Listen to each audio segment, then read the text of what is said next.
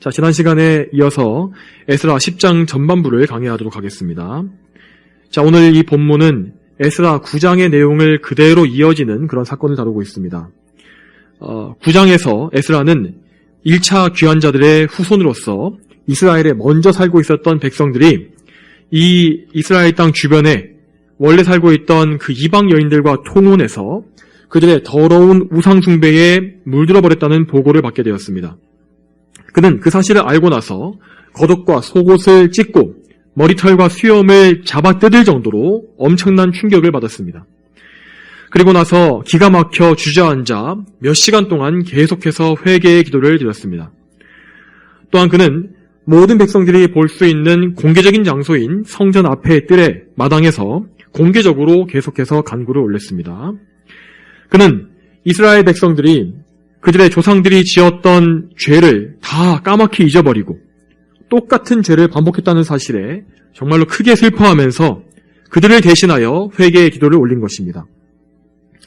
사실은 이스라엘의 이 범죄는 이 에스라가 오기 전에, 그러니까 그의 통치 이전에 벌어진 일이기 때문에 에스라와는 직접적인 연관이 없었습니다. 그렇지만 에스라는 백성의 지도자로서 막중한 책임감을 가지고서 그들의 죄, 백성의 죄를 자신의 죄처럼 여긴 것입니다. 그런 가운데서 그런 마음을 가지고 그는 하나님 앞에서 이 백성들을 위한 중재의 기도를 계속해서 올리고 있습니다.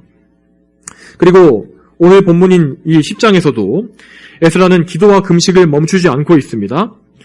이 본문 1절에서 에스라가 엎드렸다라고 하는 말의 원어를 그대로 해석하게 되면 이 자기 자신을 내팽개쳤다라고 말할 수 있는데, 이 말은 말 그대로 그가 마치 바닥에 내팽개쳐진 것처럼 바닥에 쓰러진 채로 힘없이 그렇게 쓰러진 채로 울며 기도했다는 그런 의미인 것입니다.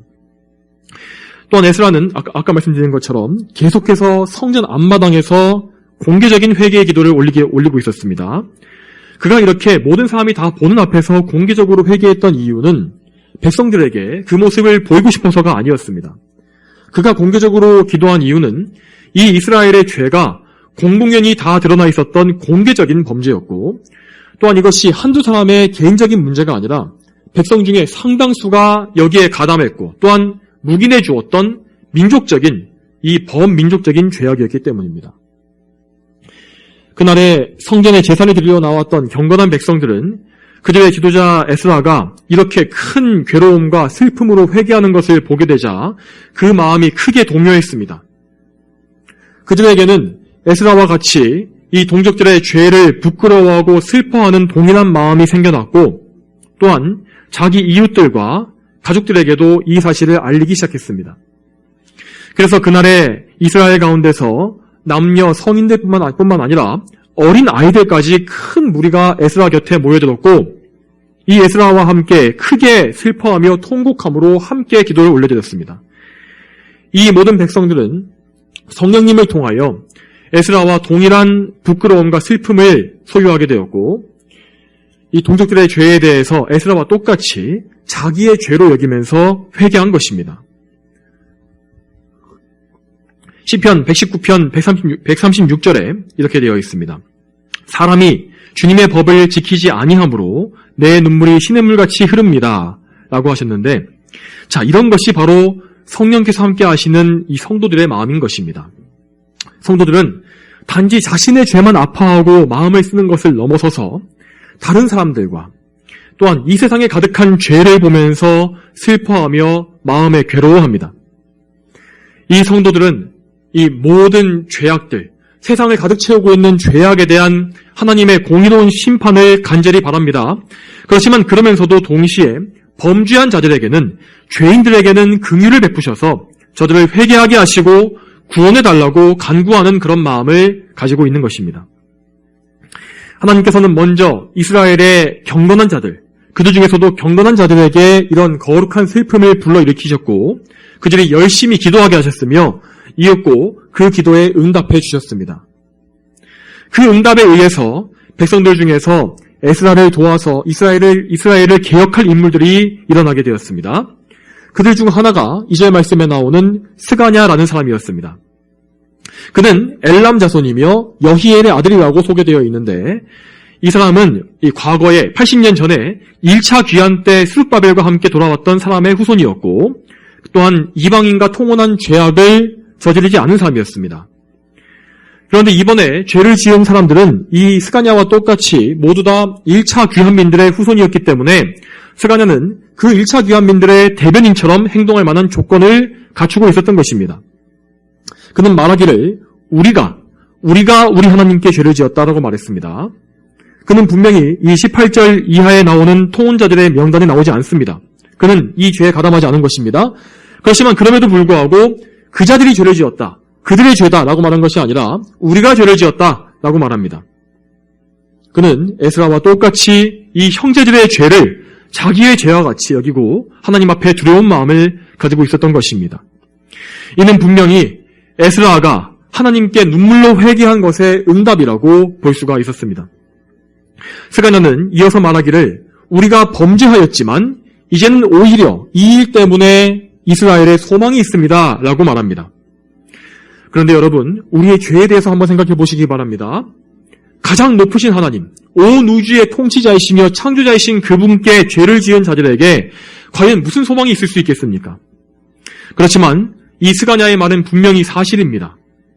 이것이 바로 하나님을 믿는 신앙, 이 기독교 신앙의 탁월한 점입니다. 세상의 관점에서 봤을 때, 세속적인 눈에서 보았을 때 이러한 말은 대단히 뻔뻔스럽게 여겨질 것입니다. 죄를 지어서 처벌받아 마땅한 자가 무슨 소망을 말할 수 있겠습니까? 그렇지만 범죄한 자들, 이스라엘의 소망은 그들 자신에게 있는 것이 아닙니다. 그들의 소망은 하나님께 있는 것입니다. 이사야 55장 6절과 7절에 여호와를 만날 만한 때에 찾아라. 가까이 계실 때에 그분을 불러라. 악인은 그 길을, 불의한 자는 그 생각을 버리고 여호와께 돌아오너라. 그러면 그분이 긍휼히 여기실 것이다.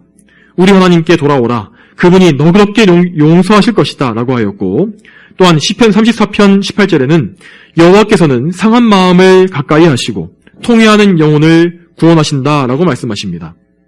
스가냐는 이러한 성경의 말씀에 의지하여서 이스라엘에 소망이 있습니다 라고 그렇게 고백한 것입니다. 바로 어제까지만 해도 이스라엘은 그들의 큰 죄에 대해서 무감각하고 영적으로 어둠 가운데 있었습니다.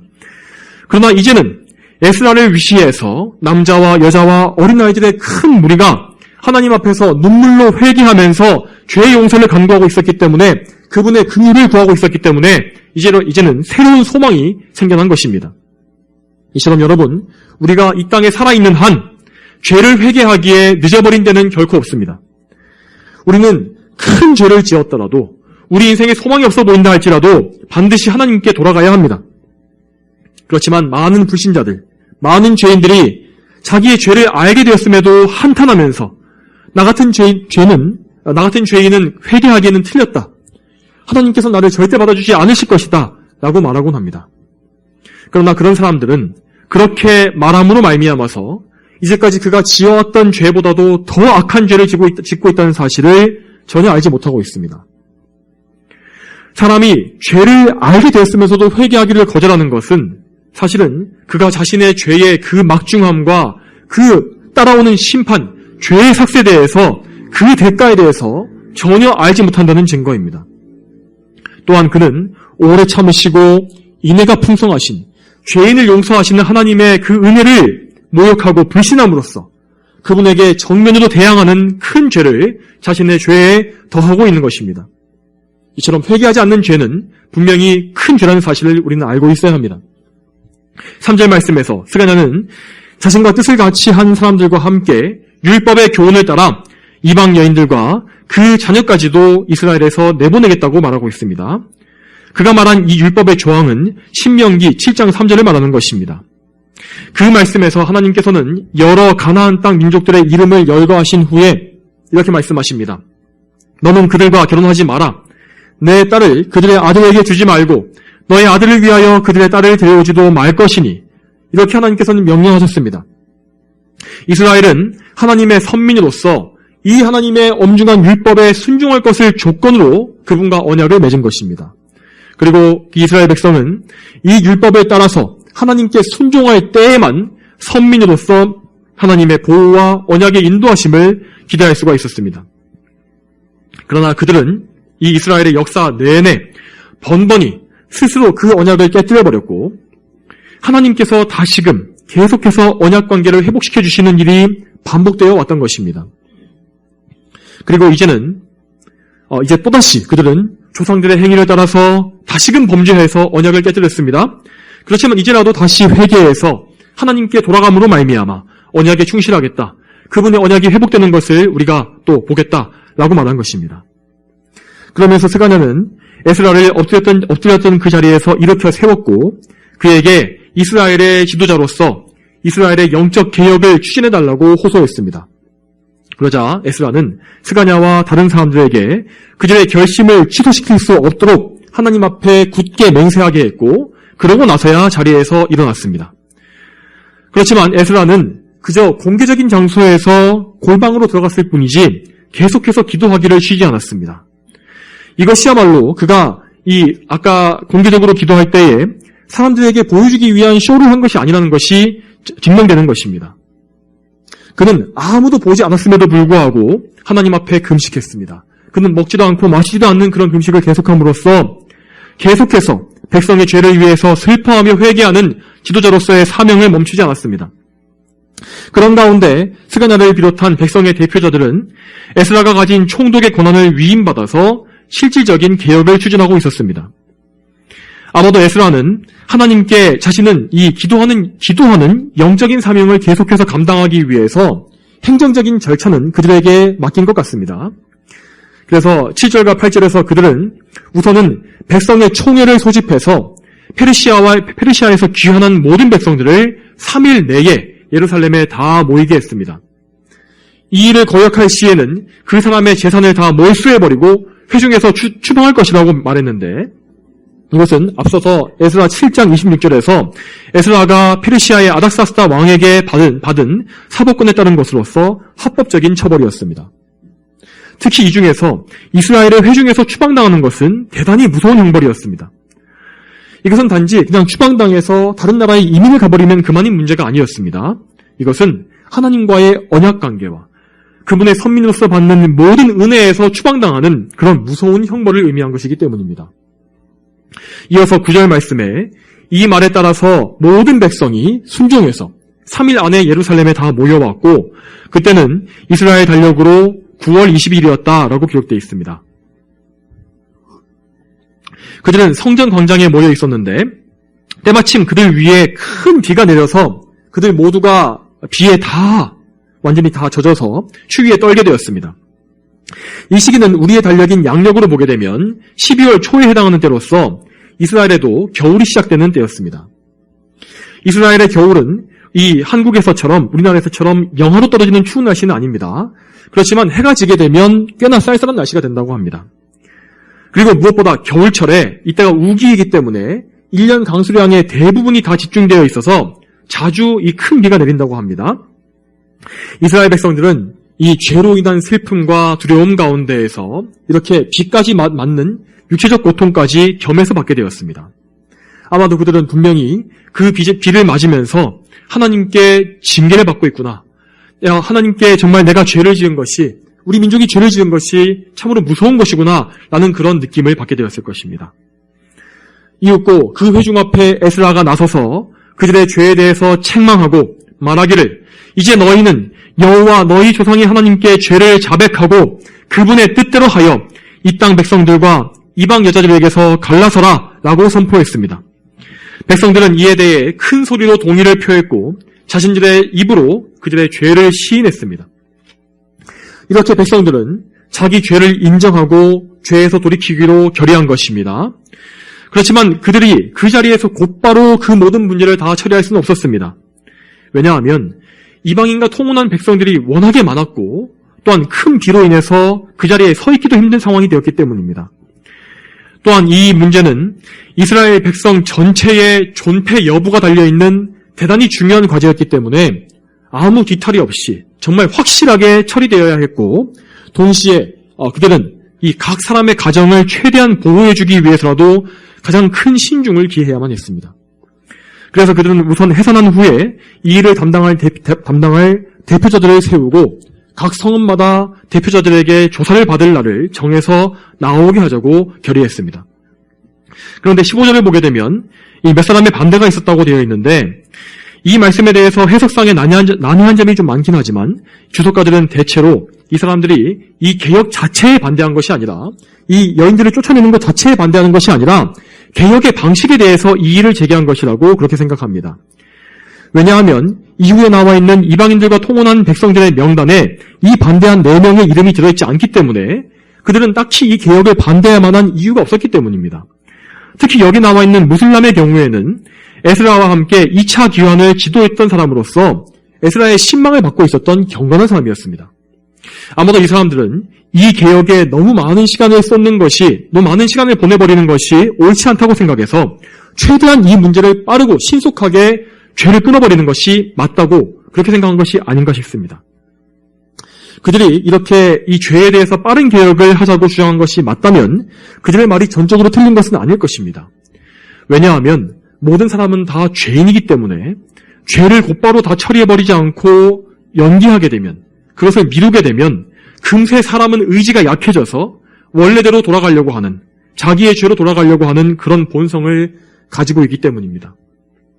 아무튼 반대에도 불구하고 이 개혁은 회중 전체의 의견대로 진행되었고 16절과 17절에 따르면 10월 1일부터 정월 1일, 그러니까 1월 1일까지 장장 3개월에 걸쳐 이방 여자들과 결혼한 사람들에 대한 조사가 이루어졌다라고 되어 있습니다. 우리는 여기에서 이스라엘 지도자들이 백성의 죄악을 다루는 일에 대해서 대단히 신중했다는 사실을 알 수 있습니다. 에스라를 비롯해서 모든 지도자들은 3개월이라는 긴 시간이 흐르는 중에도 이스라엘의 개혁에 대한 의지를 처음 가졌던 그 의지를 잃지 않고 꾸준히 개혁을 진행해 갔으며 동시에 온 회중이 납득할 만한 합리적인 방법을 가지고 올바른 절차를 거쳐서 확실하게 일을 처리한 것을 볼 수 있습니다.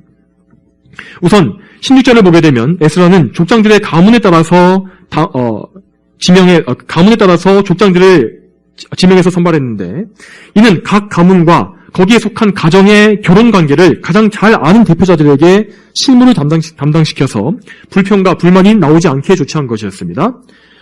또한 그들은 3개월이라는 긴 시간 동안 조사를 진행했는데 이 뒤에 나와 있는 이 명단의 사람 수를 날짜로 나누어서 계산해 보게 되면 이 하루에 단 2가정 정도만을 조사했을 정도로 아주 천천히 일을 진행했음을 알 수가 있습니다. 그들은 분명히 각 사람을 아주 신중하게 조사해서 그들의 신앙과 가정의 교육 상황이나 신앙 상황 등을 면밀히 살폈을 것입니다. 이렇게 함으로써 그들은 우상 숭배의 싹을 확실히 자르면서도 또한 회개에서 하나님께 돌아온 이방인들이 억울하게 추방당하지 않게 배려했음을 알 수가 있습니다. 여러분, 이스라엘 지도자들이 회중의 문제를 해결했던 이 원칙은 오늘날 우리 교회에도 매우 유익하게 적용될 수 있습니다. 우리는 이 지역교회의 한 회중 안에서 벌어진 공개적인 죄에 대해서 신중한 계획과 성경적이고 합리적인 방식을 취해야 합니다. 물론 교회는 하나님의 공의를 실현하기 위해서 이 죄를 단호하게 처리해야 합니다. 그렇지만 죄 지은 자들을 사랑하는 마음으로 그들이 회개할 수 있도록 형제로서 온유하고 부드럽게 대해야 할 것입니다. 이 죄 지은 자에 대해서 적개심을 가지고 감정적으로 거칠게 일처리를 하게 되면 교회는 깨어지고 큰 분란이 일어나게 되는 것입니다. 예수님께서도 말씀하실 때에 이 교회 안에서 죄를 지은 자들을 회개하게 하고 그 죄를 처리하는 방법에 대해서 구체적으로 방안을 말씀하신 것을 우리가 알 수 있지 않습니까? 마태복음 18장 15절부터 17절에 나와 있는 예수님의 말씀을 보게 되면 먼저 잘못한 사람과 피해를 입은 사람, 단 2사람 사이에 조용히 화해하는 단계로 시작해서 거기에서 죄인이 회개하지 않으면 2사람의 증인을 더 데리고 와서 회개를 요구하는 단계로 넘어갑니다. 그리고 마지막에는 교회의 말에서 교회의 권위를 통해서 특히 장로교회에서는 이 장로회의 권위를 통해서 중재와 화해, 회개를 명해야 합니다. 그럼에도 불구하고 죄인이 끝까지 회개하지 않는다면 그는 출교되어서 세리와 창기같이 여겨야 된다라고 말씀하셨습니다. 이와 같이 성경의 원리는 죄를 처리할 때에 이 죄인을 긍휼히 여겨야 한다는 것을 가르치고 또한 죄인이 죄를 깨닫고 회개할 기회와 그 길을 열어주는 것을 볼 수가 있습니다. 그러나 동시에 하나님께서는 모든 죄를 확실하게 끊을 것을 요구하십니다. 죄는 반드시 처리되어야 하고 각 사람은 자신의 죄를 모두 끊고 돌아서서 그 죄를 미워하는 데까지 나아가야 하는 것입니다. 교회 전체는 반드시 그 모든 죄와 선을 긋고서 올바른 믿음을 수호해야 합니다. 그렇지 않고 회개와 개혁을 미루게 되면 어떻게 되는 것일까요? 죄는 없어지지 않고 처리되지 않고 가지고 있게 되면, 속에 품고 있게 되면 빠르게 성장해서 모든 것을 더럽히게 됩니다. 교회의 죄는 점점 성장해서 교회 전체를 다 더럽히고 개인의 죄 역시 개인을 더럽혀서 마음을 장악해가는 것입니다. 이런 상태에서는 개인이든 교회든 하나님을 기쁘시게 하는 올바른 회개와 개혁이란 것을 아예 할 수가 없는 것입니다. 그러므로 우리 성도들은 언제나 우리 자신에게 부패한 본성이 있다는 사실을 깊이 인식해야 합니다. 그리고 우리는 이 부패한 본성을 인식하는 가운데에서 항상 우리 안에 구체적으로 어떤 죄가 있는지를 잘 살펴보아야 합니다. 특별히 우리는 우리 안에 있는 죄악된 죄의 습관, 반복되는 죄의 습관에 대해서 경계하고 그 깊은 뿌리를 뽑을 수 있도록 노력해야 할 것입니다. 깊이 뿌리 박혀 있는 죄악은 마치 그 죄의 열매를 맺는 나무와 같이 계속해서 죄의 열매를 맺고 썩은 물을 토해내면서 우리를 죄로 유혹하며 성화를 방해하고 경건을 무너뜨릴 것입니다. 우리의 거룩함을 더럽혀서 하나님과의 관계가 더 가까워지고 발전되지 못하도록 만들기도 할 것입니다. 이러한 습관적인 죄들은 사실 이 습관이기 때문에 계속 반복되기 때문에 감춰진 것도 아니고 그래서 우리가 모르고 있을 수가 없는 것입니다. 우리는 알고도 죄를 짓습니다. 그러므로 우리는 먼저 우리의 이런 반복되는 우리가 알고 있는 습관적인 죄들, 이런 보이는 죄들에 대해서 단호하게 끊어낼 수 있어야 할 것입니다. 그 죄가 이 세상에 속해 있는 어떤 정욕과 유혹이든지 아니면 나의 말과 행동이나 어떤 인간관계에서 오는 그런 습관이든지 생각이든지 아니면 게으름과 나태함이든지 그것이 아무리 사소해 보이는 죄라 할지라도 그것이 반복해서 나의 경건을 무너뜨리고 하나님과의 관계를 방해하는 것이 맞다면 그것을 믿음으로 끊어내야 합니다. 그리고 그것이 잘 되지 않는다면 에스라가 했던 것처럼 금식 기도를 해서라도 이것을 이겨내야 하는 것입니다. 만약 그렇게 한 후에도 우리가 또다시 죄에 넘어지고 유혹에 빠지게 된다면 스스로 마음을 슬프게 하고 우리 몸의 즐거움을 제한해서라도 죄와 싸우는 우리의 마음이 약해지지 않게 해야 하는 것입니다. 이렇게 우리가 우리의 육신을 훈련하는 그런 것을 하지 않게 되면 하나님께서 친히 나서셔서 우리가 다시는 그 죄를 사랑하지 못하게끔 징계의 채찍을 치실 것입니다. 그 징계의 채찍이란 것은 우리를 죄에서 끊으시고 그분께 더 가까이 오게 하시려는, 구별되게 하시려는 하나님의 단호한 사랑의 뜻이 담겨있기 때문에 대단히 매섭고 괴로울 것입니다. 우리에게 큰 고통을 줄 것입니다. 그러한 일을 당하기 전에, 이렇게 매를 맞기 전에 우리는 자기 자신을 먼저 영적으로 훈련시켜서 스스로 죄악을 끊는 일에 힘써야 하는 것입니다. 성도 여러분, 우리는 이 일을 더 잘하기 위해서 죄의 속성에 대해서, 이 성경이 말하는 죄의 속성에 대해서 할 수 있는 대로 많은 것을 알고 있어야 합니다. 우리는 하나님의 속성과 성품을 알므로써 하나님을 더 사랑할 수가 있습니다. 그리고 반면에 죄의 속성을 더 알므로써 이 죄는 더 멀리하고 더 미워할 수가 있는 것입니다. 이 죄는 그것을 맛볼 때에는 잠깐 달콤할 수 있습니다. 우리에게 쾌락을 줍니다. 그렇지만 결국은 우리에게 큰 고통과 슬픔과 두려움을 주는 것입니다. 이스라엘 백성들이 그 민족적인 죄악으로 인해서 어떠한 결과를 얻었습니까? 그들이 이방 여인들과 결혼할 때에는 잠깐 즐거웠을 것입니다. 그들의 육적인 문화와 세상의 그런 그 정욕의 첨단을 달리는 그런 문화에 빠져들면서 잠깐의 육신적인 즐거움을 얻었을 것입니다. 그렇지만 그들은 나중에는 큰 괴로움을 얻지 않았습니까? 그들은 일단 죄를 회개하고 돌이키기 위해서 자신의 생업을 모두 다 제껴두고 예루살렘에 급히 모여야 했습니다. 또한 그 가운데 큰 겨울비를 만나서 추위에 떨지 않았습니까? 남는 옷을 막론하고 모든 백성들이 비를 피할 방법이 전혀 없이 이 비를 그대로 맞으면서 떨고 있는 모습을 한번 상상해 보시기 바랍니다. 그들은 또한 비만 맞은 것이 아니라 하나님의 그 두려운 진노와 그들에게 임하신 하나님의 그 징계에 맞닥뜨려 있었습니다. 이처럼 죄는 인간의 정신과 육체와 영혼 모두에 큰 고통과 괴로움을 가져다 주는 것입니다. 심지어 이스라엘 백성들은 불법적인 결혼으로 인해서 나중에는 가족이 갈라지게 되는 큰 아픔까지 겪어야 했습니다. 물론 각 가정마다 상황은 조금씩 달랐을 것입니다. 그렇지만 어떤 경우에는 그 가정에서 자녀들까지, 어린 자녀들까지 쫓겨나는 일까지 발생하고 말았습니다.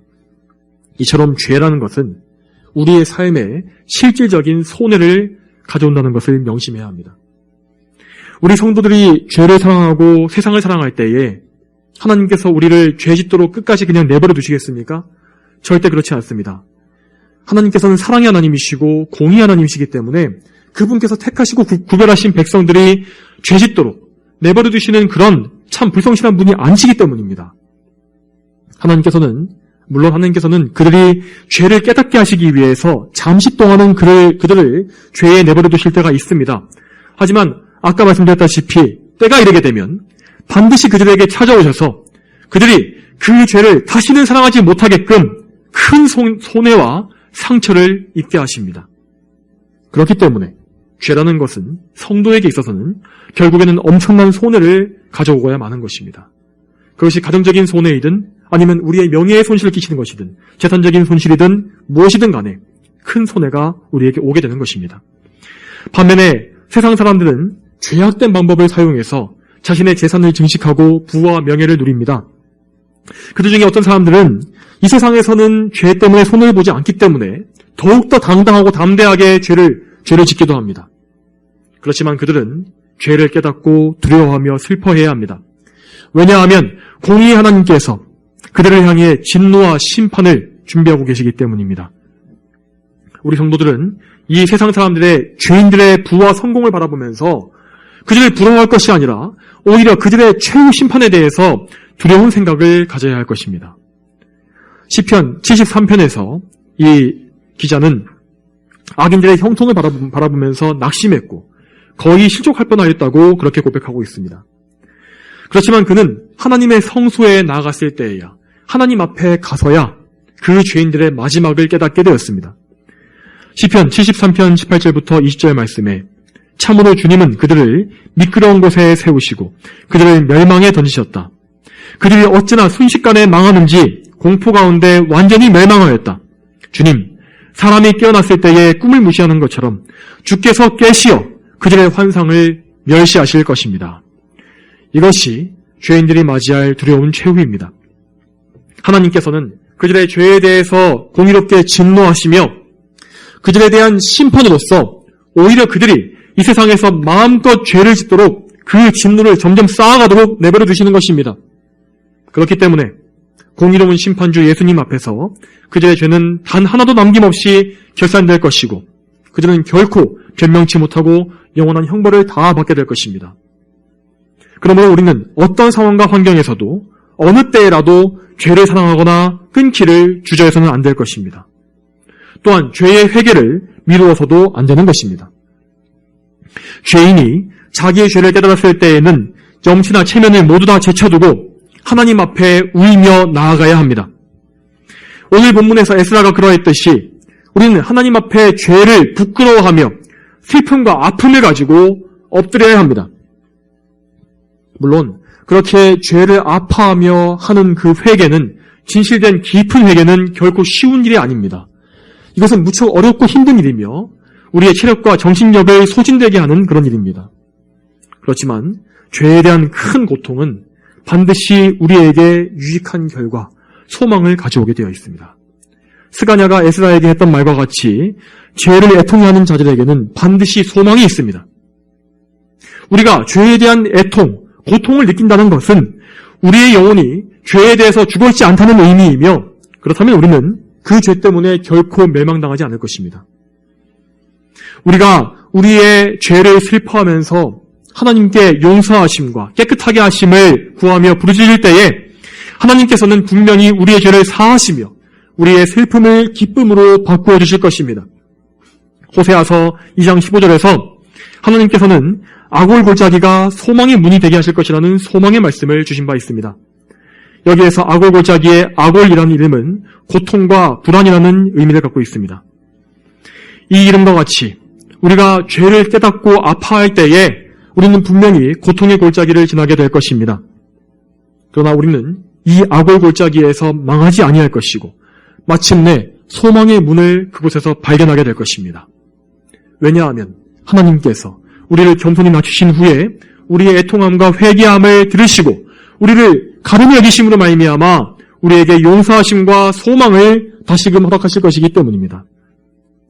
또한 성도 여러분, 우리에게는 이 구약시대의 이스라엘 백성들과 에스라와 비교할 수 없는 확실한 복음의 빛이 우리에게 환하게 밝혀져 있지 않습니까? 우리에게는 우리를 위하여 자신의 아들을 친히 내어주신 하나님의 사랑이 신약성경 말씀에 밝히 드러나 있습니다. 우리는 이스라엘 백성들과 같이 성전과 제물의 희미한 빛을 통해서 예수님을 멀리서 바라볼 필요가 없습니다.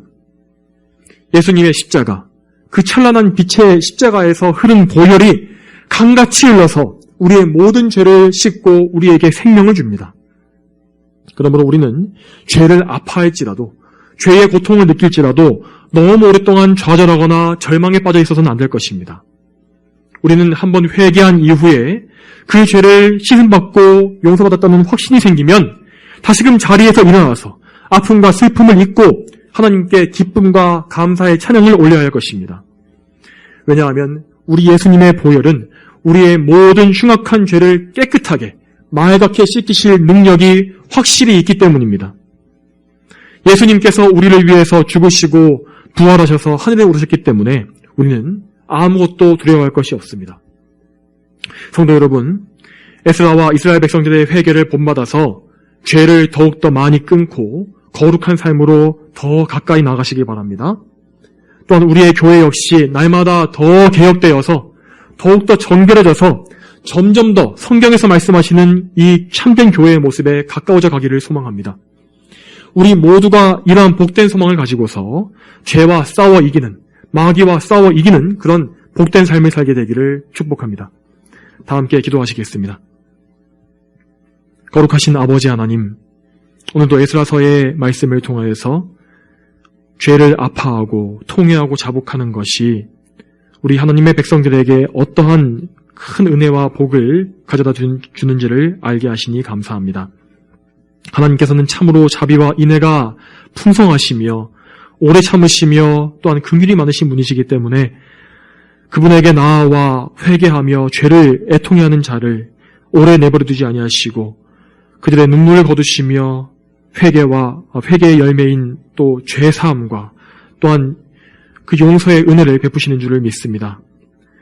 주님, 저희가 이 땅에서는 계속해서 죄를 짓게 되고 저희가 아무리 몸부림치며 힘쓸지라도 죄 때문에 또한 이 세상의 악 때문에 악을 골짜기에 그 눈물의 골짜기를 지날지라도 하나님 아버지 그 골짜기 끝에 반드시 소망의 문을 열어주시며 우리를 맞이해 주실 줄 믿습니다.